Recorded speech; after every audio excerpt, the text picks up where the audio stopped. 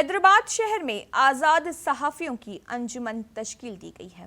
اس ضمن میں اتوار 12 مارچ کو اس انجمن کا ایک اہم اجلاس میڈیا پلس آڈیٹوریم ایبٹس پر منعقد کیا جا رہا ہے، جس میں اس تنظیم کا لوگو جاری کیا جائے گا۔ معروف براڈ کاسٹر و سینئر صحافی ڈاکٹر شجاعت علی صوفی نے اس انجمن کے قیام کے اغراض و مقاصد کو اجاگر کیا ہے۔ انہوں نے تمام فری لانسرز جرنلسٹوں سے بھی شرکت کی اپیل کی ہے۔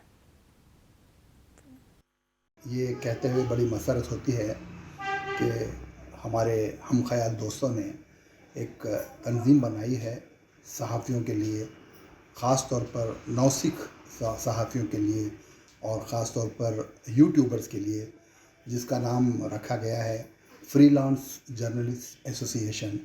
اس کا مقصد یہ ہے کہ ان تمام صحافیوں کو ٹریننگ دی جائے کہ نیوز کس طرح لکھی جاتی ہے، خاص طور پر ٹیلی ویژن کے لیے نیوز کس طرح لکھی جاتی ہے، پرنٹ میڈیا کے لیے بھی کس طرح سے نیوز لکھی جاتی ہے، یہ بھی ہم ان کو سکھائیں گے اور ترجمے کا فن بھی ہم ان کو بتائیں گے۔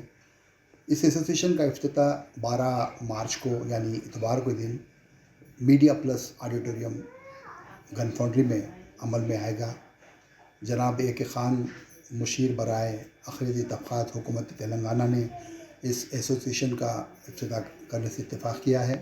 اس فنکشن میں محمد فریاد، head department of journalism, Maulana Azad national university, اور فری لانس جرنلسٹ امین الحسن جعفری بحیثیت مہمان خصوصی شرکت کریں گے۔ ہم تمام صحافیوں سے یہ خواہش کریں گے، خاص طور پہ نئے صحافیوں سے، کہ وہ اس ایسوسی ایشن کی تربیتی پروگراموں کے ذریعے اپنی نالج میں اضافہ کریں۔